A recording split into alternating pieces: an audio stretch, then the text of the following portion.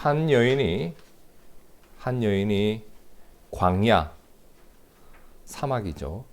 광야를 힘겹게 걸어가고 있었습니다. 한참을 걸었을 겁니다.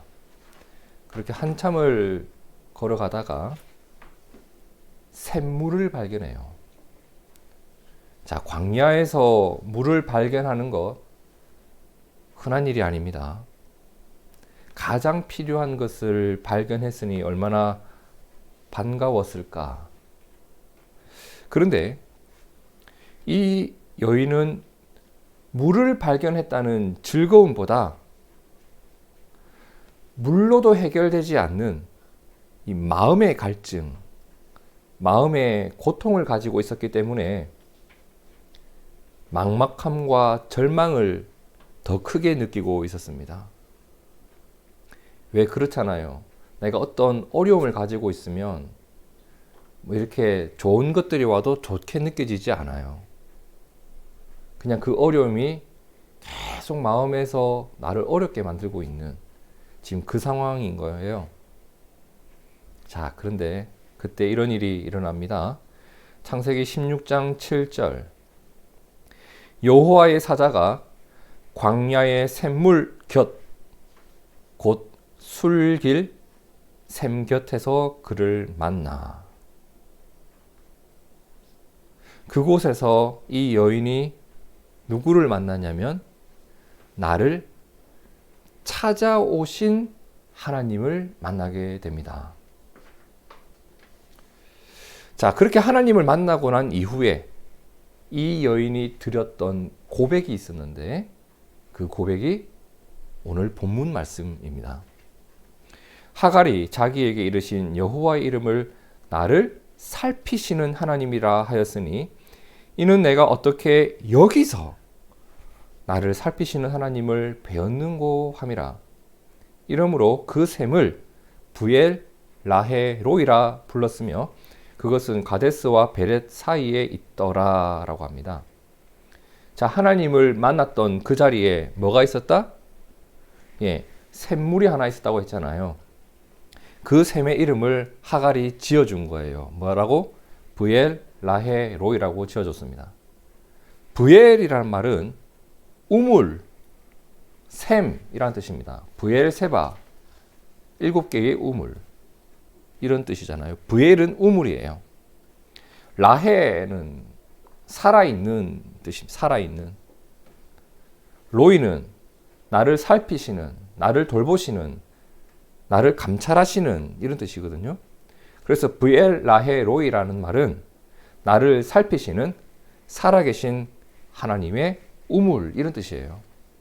이것을 번역을 잘해서 의미를 잘 살려서 이렇게 표현한 게 메시지 성경에 보면 나오는데 우리가 메시지 성경으로 이 본문을 한번 같이 읽어볼까요? 시작. 하갈이 자신에게 말씀하신 하나님께 기도하며 나를 보시는 하나님이라고 불렀다. 그래, 그분께서 나를 보셨고 나도 그분을 배웠다. 그래서 광야의 그 샘도 나를 보시는 살아계신 하나님의 샘이라고 부르게 되었다. 그 샘은 지금도 가데스와 베렛 사이에 그대로 있다. 오늘 우리는 하나님께 이러한 고백을 드렸던 누구? 하갈이라는 한 사람에 대한 내용을 좀 살펴보려고 합니다. 그녀는 도대체 어떤 삶의 고통을 가지고 있었을까? 그리고 그녀가 광야로 나오게 된 이유는 무엇이었을까? 그리고 하나님께서는 그녀를 만나 어떤 말씀을 주셨고 그녀는 이 말씀 때문에 앞으로 어떻게 살아갔을까? 이러한 내용을 살펴보면서 우리의 마음에 하나님께서 깊은 울림을 주셨으면 좋겠습니다. 만일 그 울림이 있다면 이제 그 울림을 따라 내 삶을 살아가는 거룩한 발걸음이 우리에게 있기를 축복합니다. 그러면 하갈이 도대체 누구인지, 도대체 그녀가 어떤 사람인지부터 좀 살펴봐야겠죠. 자, 하갈이 누구인가? 창세기 16장 1절 함께 읽어봅시다. 시작. 아브라함의 아내 사레는 출산하지 못하였고 그에게 한 여종이 있으니 애굽 사람이요 이름은 하갈이라. 하갈이 누굽니까? 아브라함의 아내 사레의 여종이었습니다. 사레를 돌보는 종이었어요. 종. 당시 종은 주인에게 인격적으로 대우받는 사람이 아니에요. 종은 말 그대로 도구처럼 취급받던 사람이에요. 이 자체가 사실 적지 않은 어려움을 이미 안고 살아가고 있는 거예요. 누군가의 종으로 살아간다. 행복한 일 아니잖아요. 그리고 하갈은 어느 나라 사람이었다? 애굽 사람이었다. 이걸 잘 기억해 놓으세요. 애굽 사람이었다라고 해요. 자, 이게 하갈에 대한 설명인데 하갈에 대한 이러한 설명 앞부분에 뭔가 찜찜한 내용이 나오죠. 뭐라고요? 아브라함의 아내 사레는 출산하지 못하였다. 아이를 가지지 못하였다. 지금까지 살펴본 것처럼 이 문제는 아브라함 가정의 아주 오래된 아픔입니다. 먼 옛날 이사 오기 전에 우르에서부터 하란에 와서 그리고 가나안까지 와서도 여전히 해결하지 못한 미완의 숙제가 되어버린 아브라함 가정의 아픔이었다는 거예요. 그래서 그들은 이 문제를 해결하기 위해서 어떤 계획도 세웠었죠? 지난주에 살펴봤었죠. 다메섹 사람 엘리에셀을 우리의 양자로 삼아서 그를 통해서 우리의 가문을 이어가려는 계획도 세웠단 말이에요. 근데 누가 그걸 말렸죠? 하나님께서 그거를 허락하지 않았고 아브라함은 그렇게 막으시는 하나님을 믿고 그 계획을 접었단 말이에요. 그런데 그 이후에도 아직 애가 생기지 않았어요. 그러던 중 사레가, 아브라함의 아내 사레가 이런 경우에 다른 사람들이 흔히 택하던 방식을 따라 당시 사람들의 관습을 따라 이런 일을 제안하게 됩니다. 자, 2절. 사레가 아브라함에게 이르되 여호와께서 내 출산을 허락하지 아니하셨으니 원하건대 어떻게? 내 여종 하갈에게 들어가라. 하갈과 동침하라. 내가 혹 그로 말미암아 어떻게? 자녀를 얻을까 하노라. 내가 자녀를 얻기 위해서 하갈을 이용해라. 이 말이죠. 그러니까 아브라함이 어떻게 했다? 사레의 말을 들으니라. 자, 이 내용은 사실 오늘 우리들의 상식이나 정서로는 참 받아들이기 힘든 일이긴 해요. 근데 이 당시에 어땠다? 종은 도구예요. 그리고 여주인이 아이를 가지지 못하는 경우 그 여주인의 여종을 통해서 아이를 가지고 그 아이를 빼앗는 거죠. 그 아이를 자신의 자녀로 삼는 일이 전혀 문제될 것 없는 아주 일반적인 일이었다고 합니다. 이 당시에는. 우리가 잘 아는 야곱에게는 2명의 아내가 있었는데 자녀를 총 몇 명의 여자를 통해서 애를 낳았죠? 4명의 여자를 통해서 낳았습니다. 아내 2명, 아내들의 몸종 2명. 창세기 30장 3절을 보면 야곱의 아내 라헬이 이런 이야기를 했었죠. 라헬이 이르되 내 여종 비라에게로 들어가라. 그가 아들을 낳아 내 무릎에 두리니 그러면 나도 그로 말미암아 자식을 얻게노라. 그러니까 여종이 자식을 낳는 도구 취급당하고 그 자식을 낳으면 내 아들로 삼는 거. 이게 당시에는 흔했단 말이에요.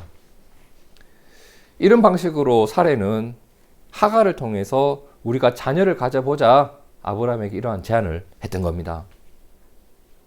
자, 근데 이 일을 우리가 좀 하갈의 입장에서 한번 생각해 봅시다. 하갈의 입장에서. 인간적으로 너무 불쌍하지 않습니까?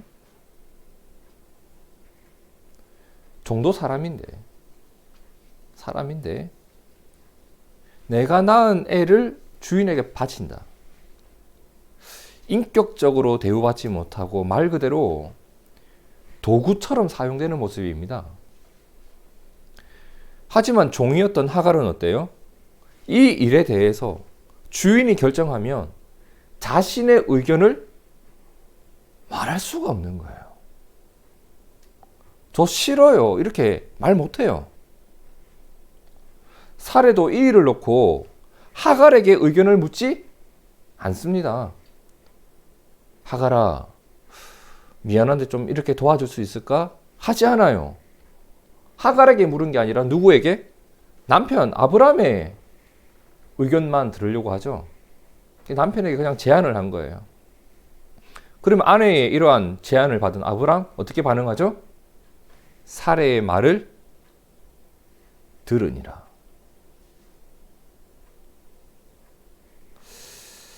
여기서 우리가 짚고 넘어가야 될 것이 있습니다.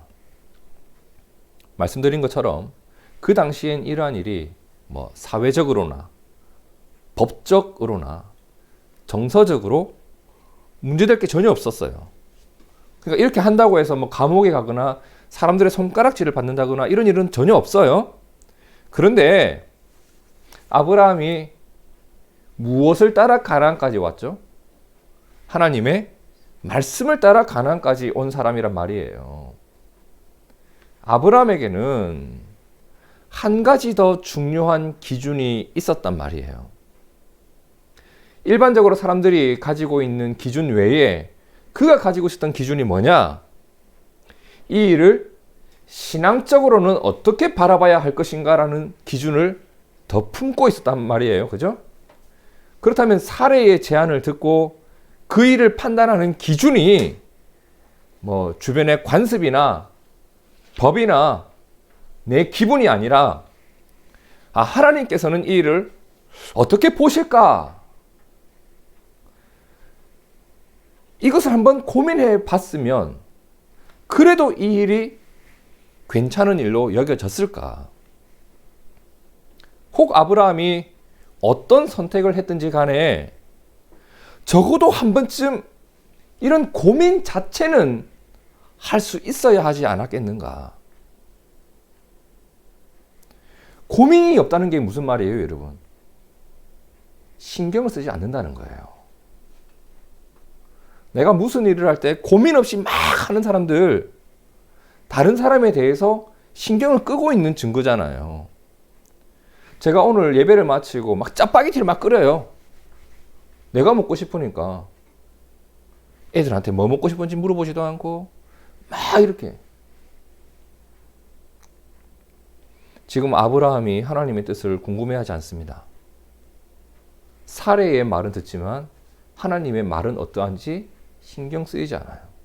이게 아쉽다는 겁니다. 불과 얼마 전에 어떤 일이 있었나? 창세기 15장 5절과 6절에 보니까 그를 이끌고 밖으로 나가 이르시되, 하나님이 아브라함에게 주신 약속이죠. 하늘을 우러러 뭇 별을 셀 수 있나 보라. 또 그에게 이르시되 내 자손이 이와 같으니라. 아브라함이 여호와를 믿으니 여호와께서 이를 그의 공의로 여기시고, 아브라함은 하나님의 약속을 받은 사람이에요. 그리고 하나님의 일을 기다리고 있는 사람이에요. 하나님이 나에게 자녀를 주시겠다 약속하셨으니 이것이 하나님의 방법이 맞는지 하나님께 물을 수도 있어야 했는데, 아내의 제안을 듣고 하나님의 뜻은 어떨지 단 한 번이라도 관심을 기울이지 않고 즉각적으로 그 일에 반응을 해버립니다. 이게 참 의외입니다. 그때가 언제쯤이었는가? 3절에 나오죠. 이러한 일을 제안했을 때가 아브라함이 가나안 땅에 거주한 지 10년이 지났다. 아브라함이 75세에 가나안에 왔으니까 이제 85세가 되었단 말이에요. 그러니까 가나안 땅에 온 지 10년이 지났다는 말은 신앙생활한 지 10년이 지났단 말이에요. 10년이라는 세월 동안 신앙생활을 하면서 하나님에 대한 믿음이 아직까지 확고하게 자리 잡힌 상태가 아니었다. 교회당에 10년 나왔다고 그 사람의 믿음이 온전해지는 것은 아니다. 하나님을 믿을 수 있어야 된다. 그 이후 어떤 일이 있었는가? 4절을 함께 읽어볼까요? 시작. 아브라함이 하갈과 동침하였더니 하갈이 임신을 했네요. 자, 누구의 계획이 성공을 한 거죠? 사레의 계획이 성공했어요. 그런데 그 이후도 봅시다. 그가 자기의 임신함을 알고 그의 여주인을 멸시한지라. 일단은 사레가 바랬던 일이 이루어졌습니다. 내 여종이 아이를 가졌어요. 따봉! 성공했다. 고생했다 하가라. 애 낳아서 나에게 주면 된다. 이제 그 아이를 내 아이로 삼으면 되는 거예요. 그런데 미처 계산하지 못했던, 내가 생각하지 못했던 또 하나의 일이 발생했는데 하갈이 임신한 이후에 태도가 바뀌었어요. 왜? 내 위치가 바뀌었으니까. 주인의 자녀를 가진 사람이 되었으니까 태도가 바뀐 거예요. 이전의 하갈은 사레의 여종이었습니다. 도구처럼 여겨졌습니다. 이번에도 그냥 아이를 낳아주는 사람으로만 사용했을 뿐인데 막상 임신을 하고 나니까 이게 그냥 도구가 아닌 거예요. 우리의 대를 이어갈 자녀를 품은 그 위치에 도달하게 된 거죠. 하갈의 눈에 여주인이 작아 보이기 시작했습니다. 예전처럼 아주 큰, 아주 위대한, 감히 말대꾸도 못하는 그런 사람이 아니라 작아 보이기 시작하는 거예요. 그게 이제 멸시했다는 표현이에요. 관계와 위치가 이제 꼬여버린 거예요. 자, 사례가 어땠을까요? 뿔이 난 거예요. 아, 저게 이렇게 감히 막 화가 나는 거예요. 근데 그 불똥이 어디로 튀냐? 남편한테 튀어버려요. 남편한테 뭐라고 해요? 5절에 사레가 아브라함에게 이르되 내가 받는 모욕은 누가? 네가 받아야 옳다. 지금 이게 내가 나의 여종을 당신의 품에 줬는데 자기의 임신함을 알고 나를 멸시하니 네가 이거 행동 똑바로 못 해서 그렇다. 당신과 나 사이에 여호와께서 판단하시기를 원한다. 이게 말이 되는 일이냐? 남편 네가 지금 행동을 잘못하고 있는 거다. 좀 뭐라 해야 되지 않냐? 이 말이에요 지금. 네 책임이니까 빨리 해결하라고. 날 째려보는 거 보라고. 저 눈매를 보라고. 꼴도 보기 싫다. 저 하갈 저거 진짜. 이렇게 화를 남편한테 냈죠. 사례가 이렇게 말할 처지인가요? 지가 계획했고 지가 해놓고 지금 이제 막 관계가 엉클어지고 있는 겁니다. 지금 이 가정 안에 뭐가 생겼죠, 여러분? 갈등이 생긴 겁니다. 사례의 계획으로 인해서 갈등이 커지고 관계가 파괴되고 있는 과정이에요. 사례와 하갈의 관계가 파괴되었고 사례와 아브라함의 관계가 파괴되었고 아브라함은 어쩔 줄을 몰라 하고 이거 뭐 어떻게 해야 되나 갈등이 막 커지고 있습니다. 자, 그렇다면 우리 그리스도인들이 이러한 갈등을 겪을 때 해결하는 방법이 있습니다. 그게 뭐예요? 이제라도 하나님의 중재를 요청해야 합니다. 주님 안에서 이 일을 해결하지 않으면 풀리지 않습니다. 이거 어떻게 해결할 겁니까? 이제라도 하나님, 제가 하나님 앞에서 뭔가 잘못된 것 같습니다. 이거 어떻게 해야 할까요? 물어야 되는데 아브라함은 이렇게 대답합니다. 6절에 아브라함이 사레에게 이르되 당신의 여종은 당신의 수중에 있다. 아, 하갈이 내 애를 가졌지만 여전히 당신의 종이잖아.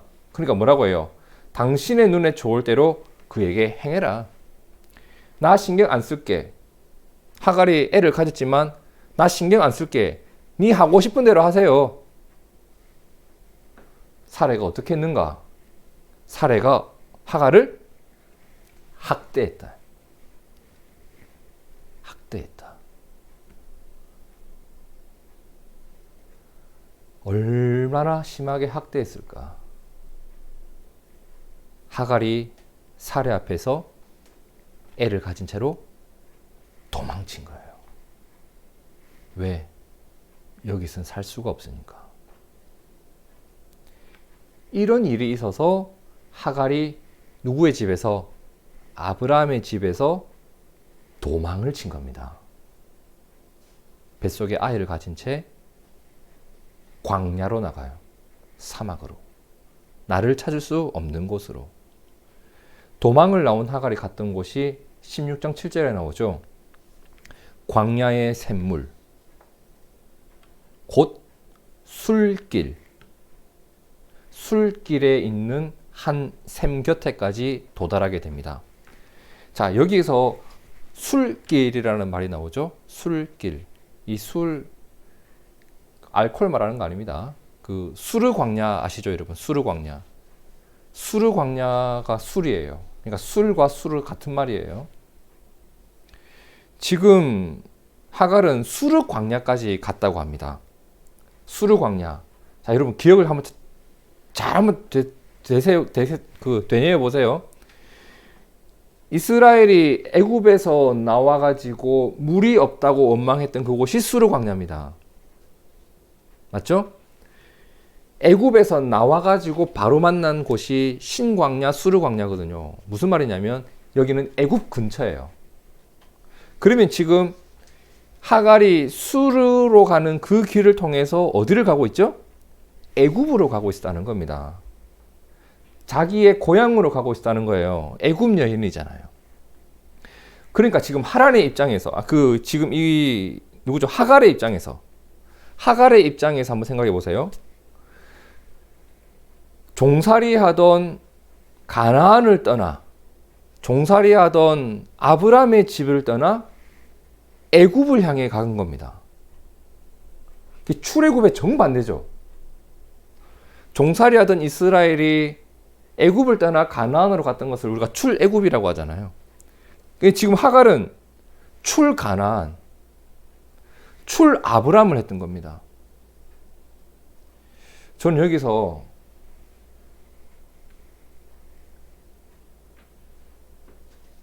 오늘 우리 그리스도인들이 약자들에게 어떤 사람이 되어져 가고 있는지를 너무 깊이 생각을 해보게 됩니다. 세상의 교회를 어떻게 바라보고 있을까? 왜 기독교에서 사람들이 떠나가고 왜 교회에서 떠나갈까? 우리 하고 싶은 대로 하고 우리의 욕망대로 하고 우리의 욕망을 위해서 누군가를 학대하고 그로 인해서 뭔가를 얻으면 또 기뻐하면서 하나님께서 이걸 주셨다라고 말하고 이런 태도들, 오늘 우리 주변에 하갈이 없지 않을까? 오늘 우리 주변에 하갈이 있지 않나? 이런 고민을 해보게 된단 말이에요. 그런데 그곳에서 하갈이 어떤 일을 경험하게 되나요? 여호와의 사자가 광야의 샘물 곁 곧 술길 샘 곁에서 그를 만납니다. 그쵸? 8절 함께 읽어봅니다. 시작. 이르되 사레의 여종 하갈아 네가 어디서 왔으며 어디로 가느냐? 그가 이르되 나는 내 여주인 사레를 피하여 도망하고 있습니다. 여러분, 하나님이 누구를 찾아왔죠? 광야에 있는 하갈을 찾아왔습니다. 저는 하나님이 임신한 여종을 놓쳐버린 아브람과 사레를 찾아가신 것이 아니라 주인에게 학대받고 도망간 하갈을 찾아갔다는 것에서 참 많은 것을 생각하게 됩니다. 하나님은 하갈을 위로합니다. 그리고 하갈이 해야 할 일을 알려줍니다. 그리고 하갈에게 소망을, 하갈에게 하나님의 약속을 줍니다. 창세기 16장 9절에서 11절 여호와의 사자가 그에게 이르되 내 여주인에게로 돌아가서 그 수하에 복종해야 한다. 이게 하나님이 하갈에게 주신 사명이었습니다. 아프지만 하갈아, 해야 할 일과 하지 말아야 할 일, 일을 순조롭게 풀어가는 일과 거칠게 풀어가는 것, 너가 구별할 줄 알아야 돼. 일단 이것은 너의 잘못이었어. 그리고 하나님이 뭐라고 하죠? 여호와의 사자가 또 그에게 이르되 내가 내 씨를 크게 번성하여 그 수가 많아 셀 수 없게 하리라. 너의 그 눈물을 내가 알고 있고 너의 그 아픔을 내가 알고 있는데 주인들의 이러한 일로 인해서 너에게 생긴 그 씨를 내가 복 줄 것이다. 11절 여호와의 사자가 또 그에게 이르되 네가 임신하였은즉 아들을 낳으리니 그 이름을 이스마엘이라 하라. 이는 여호와께서 내 고통을 들으셨습니다. 하갈은 주인에게는 도구 취급당했을지 모르겠지만 하나님에게 사랑받는 자녀로 대우받았습니다. 세상에서는 받지 못했는데 하나님에게는 내가 사람으로 인정을 받았습니다. 사람들이 나를 뭐라고 하는지, 사람들은 나를 종이라고 부르고 애굽 이방인이라고 불렀는데 하나님은 나에게 복을 주셨고 나를 사람으로 바라봐 주셨습니다. 하나님은 나의 주인의 하나님일 뿐만 아니라 나의 하나님임을 경험하게 됩니다. 그리고 여주인을 멸시하였던 자신의 잘못, 그리고 도망쳐 나온 자신의 잘못을 돌이키는 일에도 마음을 열게 됩니다. 그렇잖아요. 내가 잘못한 것은 잘 보이지 않아요. 너무 큰 어려움을 당하면. 사실 하갈의 잘못은 작다고도 할 수 있어요. 하지만 하나님은 그 일에 대해서 돌이킬 마음을 주십니다. 다시 돌아가서 사과하고 복종하라는 하나님의 말씀. 하갈이 그 말을 따릅니다. 그리고 이 일을 겪었던 그 자리, 수로에 있는 그 샘에다가 이름을 지어줍니다. 이 샘의 이름을 내가 이렇게 부를 거야. 그게 오늘 본문이죠. 하갈이 자기에게 이르신 여호와의 이름을 나를 살피시는 하나님이라고 불렀습니다. 이 하갈이 만난 하나님, 하갈이 고백한 하나님, 나를 살피시는 하나님, 여종인 나도 돌보시는 하나님. 이는 내가 어떻게 여기서 나를 살피시는 하나님을 배웠는고. 이름으로 그 샘을 브엘 라헤로이라 불렀으며 그것은 가데스와 베렛 사이에 있더라. 그러면 오늘 우리가 창세기 16장의 내용을 다 살펴봤습니다. 참 많은 메시지들이 마음에 다가오는데 몇 가지만 좀 정리를 해봅시다.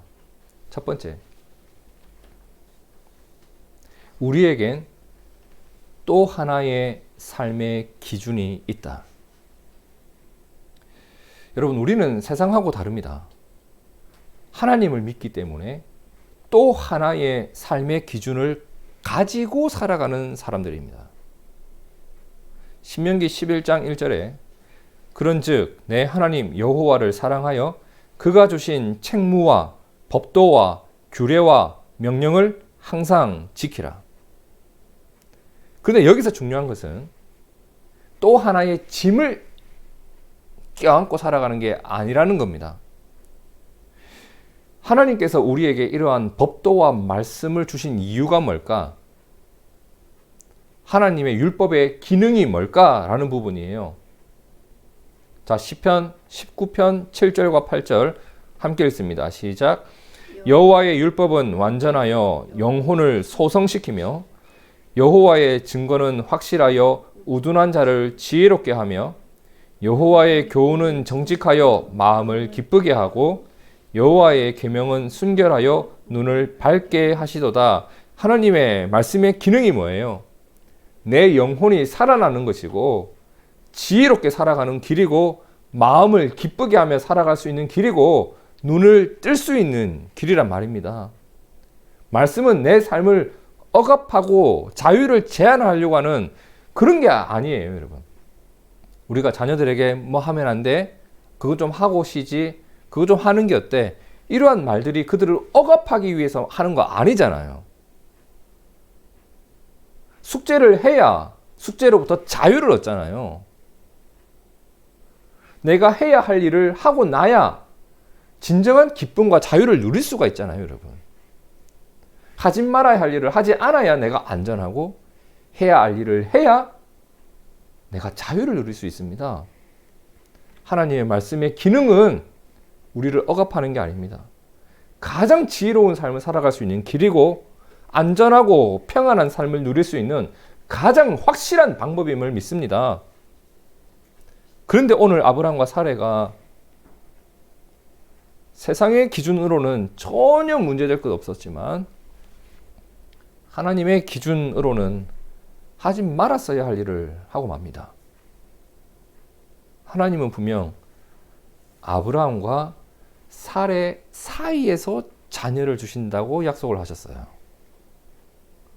그러면 그들에게 필요한 것은 그들의 인위적인 계획과 판단과 계산이 아니라 하나님의 약속에 대한 신뢰와 인내가 필요했습니다. 고린도전서 1장 25절에 하나님의 어리석음이 사람보다 지혜롭고 하나님의 약하심이 사람보다 강하니라. 자신의 계획과 판단으로 인해서 일이 더 꼬이고 복잡해지는 경우가 있습니다. 오늘이 딱 그 모습입니다. 하지만 하나님의 계획과 지혜는 실패가 없습니다, 여러분. 그래서 내 마음에 하나님의 자리가 있고 하나님의 생각을 궁금해할 줄 알고 하나님을 신경 쓸 줄 알고 하나님의 지혜를 존중할 줄 아는 그 겸손함, 그 겸손함이 우리의 삶의 형통과 평안의 길잡이가 되리라 믿습니다. 잠언 15장의 말씀이 그런 거예요. 여호와를 경외하는 것은 지혜의 훈계라. 겸손은 존귀의 길잡이니라. 하나님을 신경 쓰는 우리가 되길 진심으로 축복합니다. 둘째로, 하갈은 아브라함의 집이 아니라 광야에서 하나님을 만났습니다. 사람들이 하나님을 믿는다라고 할 때 그 믿음의 깊이나 질이 다 똑같은 건 아니죠. 최현진이 하나님을 믿는다. 김진아가 하나님을 믿는다. 똑같은 말인 것 같지만 내용은 다를 수가 있습니다. 그죠? 때로는 바른 믿음이 있는가 하면 그릇된 믿음도 있습니다. 성경의 선지자들이 이스라엘을 얼마나 호되게 꾸짖습니까? 너희 다 틀려 먹었다. 그러면 안 된다. 예수님도 바리새인과 서기관들의 신앙생활에 대해 그들의 믿음에 대해 늘 칭찬하셨나요? 맨날 혼냈습니다. 뭔가 잘못됐다는 거죠. 믿음이라고 다 똑같은 믿음 아니에요. 그런데 믿음이 바른 믿음일 때, 내 믿음이 바른 믿음일 때 반드시 나타나는 현상이 있습니다. 이게 바른 믿음이냐 그릇된 믿음이냐를 가름하는 기준이 되겠죠. 바른 믿음일 때 반드시 나타나는 현상이 뭐냐?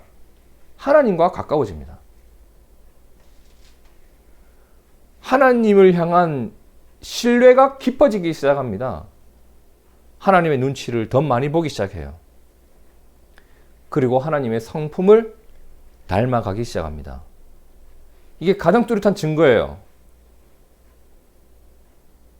그러면 아브라함과 사레는 믿음의 가정이었어요. 근데 그들이 하갈을 어떻게 대하는지를 봅시다. 하갈을 어떻게 대하는지 보니 그들의 믿음에 뭔가 문제가 있었음을 발견하게 됩니다. 하갈은 임신한 채 아브라함의 집에서 도망을 쳤습니다. 왜? 학대가 너무 심하고 아브라함은 나를 챙겨주지 않으니까. 도망가야죠. 여러분, 이 하갈이 아브라함의 집에서 하나님을 만났을까? 아브라함 하나님께 예배 드리는 사람이었습니다. 제단을 쌓고 제사를 지냈죠. 멜기세덱에게 11조를 드리던 사람입니다. 문득 이런 생각이 들었습니다. 그러면 학대를 받으면서 하갈은 아브라함과 사레가 하나님께 제사 드리는 모습을 보면서 무슨 생각을 했을까? 무슨 생각을 했을까? 제가 오래전에 전세 살던 집에 집주인이 권사님이었습니다. 집주인의 횡포 아시죠? 그분이 권사님이라는 사실에 제가 늘 마음이 아픈 거예요. 여러분, 그리스도인들이 약자들에게 학대를 가하면 그들은 우리를 통해서 하나님을 만날까요? 그런데 하갈이 어디에서 하나님을 만나냐? 광야에서 만납니다. 광야에서 나를 찾아오신 하나님을 만났어요. 그곳에서 나를 아시고 나에게도 약속을 주시는 하나님의 은혜를 경험했습니다. 우리 집 주인이 너가 나를 위해서 지금까지 이렇게 일했으니 내가 나중에 이런 거 보장해 줄게, 이런 약속 한번 받아본 적이 없는데 하나님이 나를 찾아오셔서 하나님이 나에게 복을 약속하셨습니다. 그죠? 참 감사한 일이에요. 근데 아쉬운 게 있어요. 뭐예요? 왜 아브라함과 사레의 집에 있을 때 하갈이 그곳에서는 하나님의 은혜를 누리지 못했다. 이게 참 아쉬운 거 아니겠어요, 여러분? 오늘 우리 주변에는 이런 하갈과 같은 사람이 없을까? 나와 우리 가정을 통해서 하나님을 만나는 사람이 있는지, 아니면 반대로 하나님을 떠나는 사람이 있는지, 이것을 보면서 오늘 우리의 신앙을 좀 점검해 봤으면 좋겠습니다.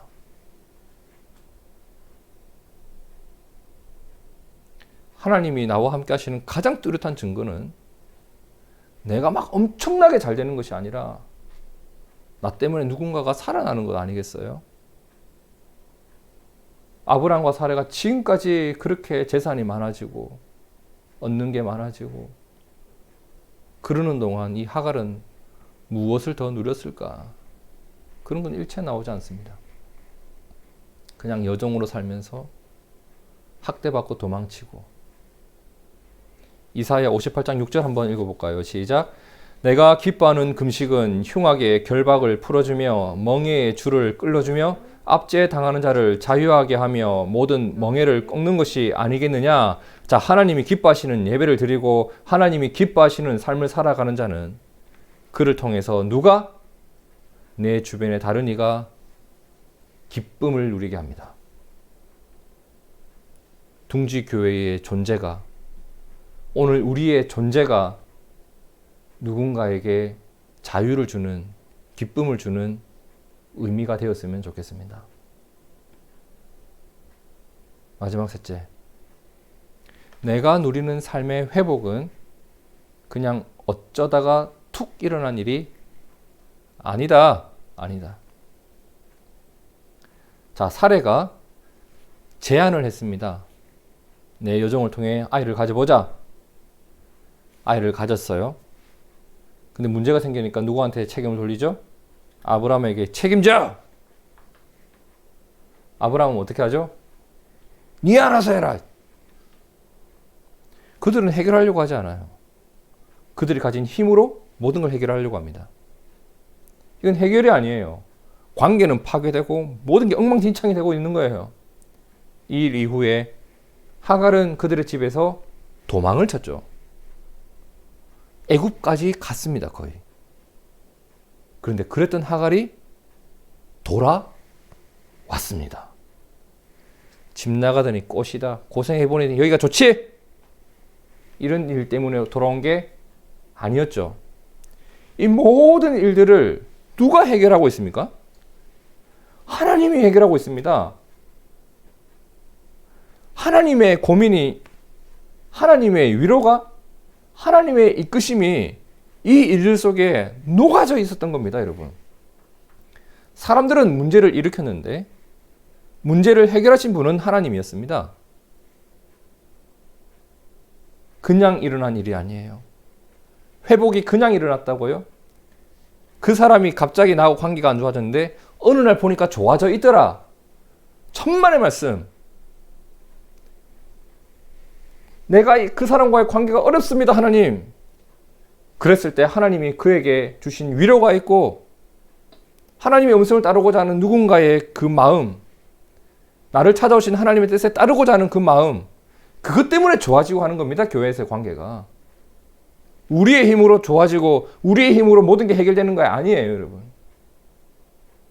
이 모든 일에는 어떤 역사가 있었다? 브엘, 라헤, 로이. 그곳에서 회복이 시작되었던 겁니다. 우리를 살피시는 하나님의 은혜가 우리를 살려냅니다. 그렇다면 이 모든 내용을 정리를 한번 다시 해봅시다. 성도 여러분, 하나님이 우리에게 주신 삶의 기준을 존중할 줄 압시다. 이거 소중히 여길 줄 알아야 돼요. 그게 지혜입니다. 그것이 있어야 내가 가지 말아야 할 길을 가지 않고 가야 할 길을 갈 수 있는 힘이 생깁니다. 그리고 하나님의 사랑으로 내가 하나님께 받은 것으로 내 이웃을 좀 챙겨줄 줄 아는 우리가 되었으면 좋겠습니다. 내가 힘을 얻으면 누군가를 억압하는 것이 아니라 그 힘을 나눠줄 줄 알고, 내가 누구보다 좀 더 가진 것이 있으면 없는 사람에게 베풀 줄 알고, 이 일이 누군가가 하나님을 만나고 하나님께 돌아오는 길이 되지 않겠습니까?